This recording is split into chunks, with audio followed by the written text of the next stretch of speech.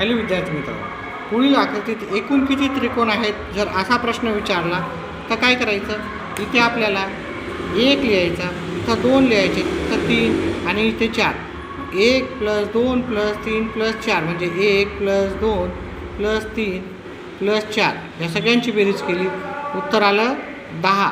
ठीक आहे. नंतर इथे 1 नंबर द्यायचा, इथं 2, इथं 3 म्हणजे ह्या 1, 2 आणि 3 यांची आपण बेरीज केली तर याचं उत्तर इथे 1 आणि 2 3, 3 आणि 3 6. तसंच इथं 1, 2, 3, 4 इथे त्रिकोण मोजले तर 1, 2, 3, 4 सगळ्यांची बेरीज केली, मग इथं किती आले 10. मग इथे पूर्ण एकूण त्रिकोणाची जर संख्या जर पाहिली 10, 10, 20 आणि 6, 26. ठीक आहे. तर एकूण त्रिकोण 26 आहे.